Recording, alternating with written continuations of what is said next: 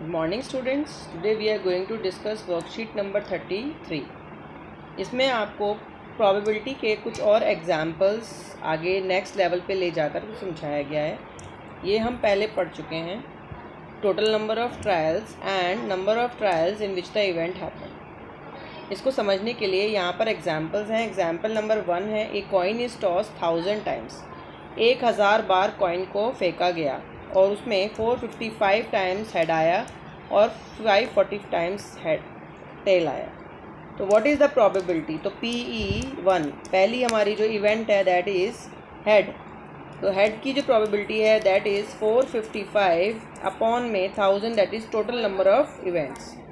इसमें से favourable event यानी कि हमारा जो हेड है, अगर हम इसको P हेड करके इस तरीके से लिख लेते हैं तो P head is equal to 455 upon में 1000. इसको हम पॉइंट्स में भी दे सकते हैं आंसर और इसको हम फ्रैक्शन में भी दे सकते हैं.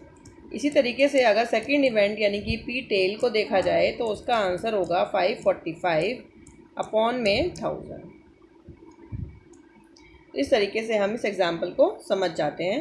अब हम आगे बढ़ते हैं एग्जाम्पल नंबर 2 की तरफ. एग्जाम्पल नंबर 2 में आपको एक डाइस दिया हुआ है. उस डाइस को 1000 टाइम्स फेंकने पर आउटकम 1, 2, 3, 4, 5 आने की जो प्रोबेबिलिटीज़ है, जो फ्रीक्वेंसी है वो यहाँ पर दी गई है and you have to find the frequency. तो इसमें जो ईच आउटकम की निकालनी है तो हमने 1 को E1 मान लिया, 2 को E2 मान लिया, E3, E4 and E5, E6. तो हमारे पास 6 आपके क्या हो गए, इवेंट हो गए. अब हमें प्रोबेबिलिटी निकालनी है P1. तो फर्स्ट इवेंट की जो हमारी प्रोबेबिलिटी है वो 179 आते हैं 1000 में से. सो हमारा ये आंसर हो जाएगा. सेकंड का ये, थर्ड, फोर्थ, 5 एंड 6. सबसे बड़ी बात ये होती है कि हमारे जितने टोटल हमारे पास पॉसिबिलिटी होती हैं उनको प्लस करने पर हमारे पास जो आंसर है वो 1 आता है, क्योंकि किसी भी इवेंट की जो मैक्सिमम प्रोबेबिलिटी है दैट इज़ 1. मान लीजिए हम आपके पास एक बैग है जिसमें ब्लैक बॉल्स हैं, रेड बॉल्स हैं और ब्लू बॉल्स हैं. इसमें आपके पास ब्लैक हैं, ब्लू हैं,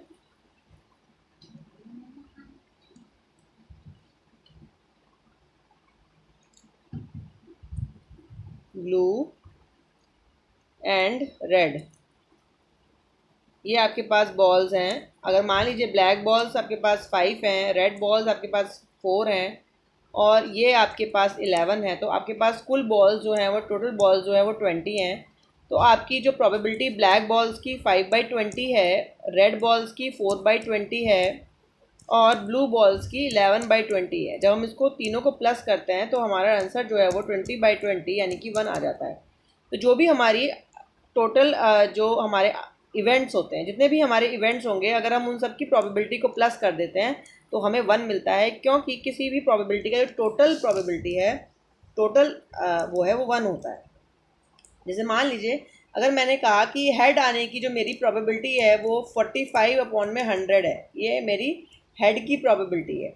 तो एक इवेंट में या तो हेड आ सकता है या टेल आ सकता है. तो मैं टेल की निकाल सकती हूँ कि 100 में से मैं 45 को माइनस करके और उसको फिर 100 टोटल आउटकम्स लेकर मैं टेल की जो प्रोबेबिलिटी है वो फाइंड आउट कर सकती हूँ, क्योंकि दोनों की जो प्रोबेबिलिटी है मिलाकर के यहाँ पर आउटकम्स हमारे पास 100 है. इसमें आपकी जो बुक है, जो एक्सरसाइज है, उसमें बहुत तरह के क्वेश्चंस दिए गए हैं. Will discuss in detail those questions. जैसे आपको दिया गया है कि 0.46 is the probability of any event. तो उस इवेंट के ना होने की यानी कि PE0 क्या होगा? तो अगर होना और ना होना मिलाकर 1 होता है तो 1 में से हम 0.46 को माइनस करेंगे तो वील गेट 0.54.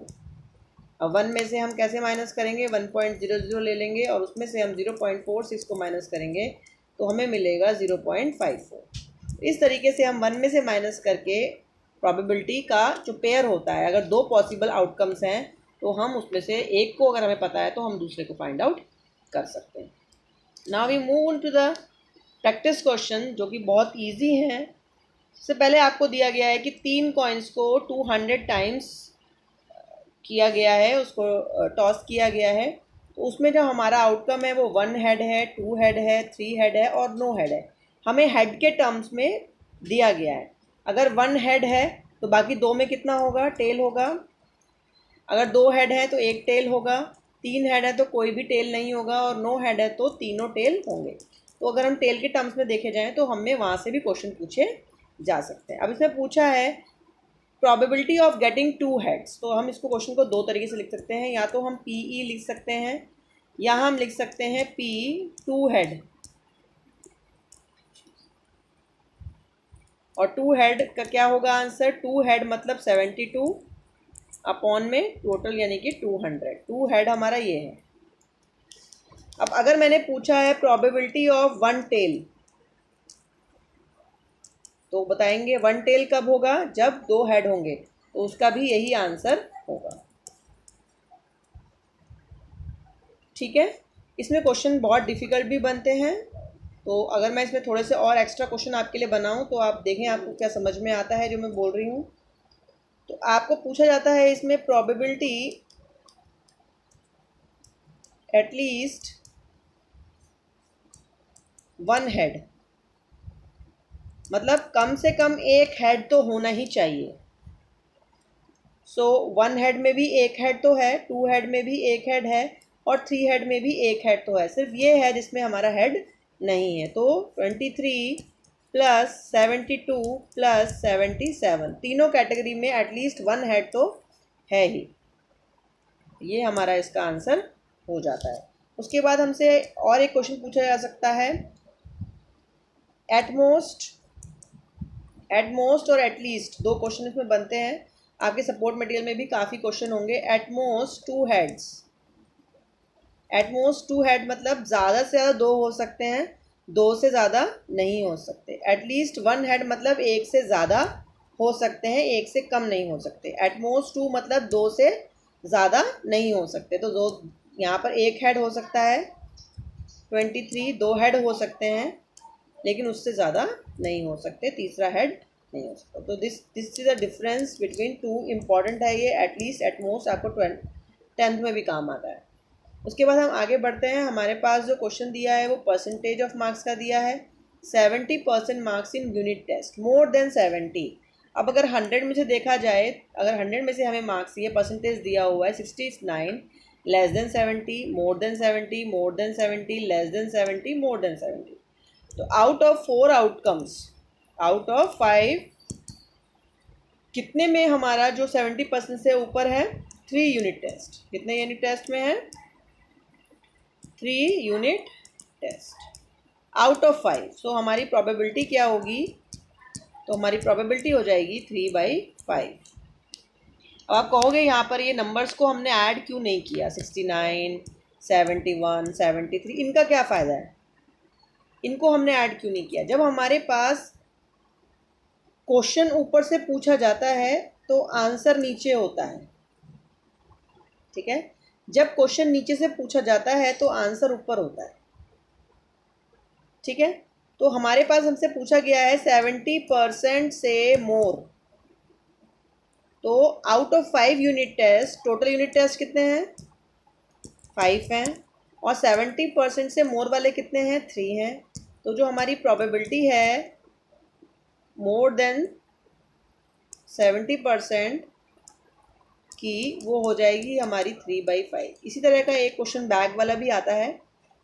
तो आपकी जब सपोर्ट मटेरियल में हम डिस्कस करेंगे तो ये अच्छे से समझ में आ जाएगा। आपको एक्सरसाइज 15.1 करनी है कंप्लीट, उसके लिए भी मैं आपको वीडियो सेंड करूँगी, वो आप कर सकते हैं वहाँ से। तो ये कंप्लीट करना है चैप्टर। जितने ज़्यादा क्वेश्चन इस चैप्टर से आप करेंगे उतना ही आपको कॉन्सेप्ट समझ में आएगा। आपको ये ध्यान रखना है कि जब भी क्वेश्चन आपको नीचे से पूछा जाएगा, यहाँ इस वाले पार्ट से नंबर से पूछा जाएगा, तो ऊपर वाले की काउंटिंग होती है। जैसे 1 2 3 4 5 में से कितने जो हैं वो नीचे वाले हैं। ऐसे बहुत सारे एग्जाम्पल आपकी बुक के एक्सरसाइज में भी हैं, आपको करते करते क्लियर हो जाएगा। So that's all for today. सारे बच्चे इस वर्कशीट को करेंगे। ये वर्कशीट बहुत ईजी है, लेकिन इस वर्कशीट को खाली नहीं करना है। This is a very important and easy chapter. जब तक आप इसकी एक्सरसाइज सपोर्ट मटेरियल नहीं करेंगे जब तक आपको ये टॉपिक क्लियर नहीं होगा और आप इसमें स्कोरिंग मार्क्स या इस पर नॉलेज गेन नहीं कर पाएंगे। Okay, and that's all for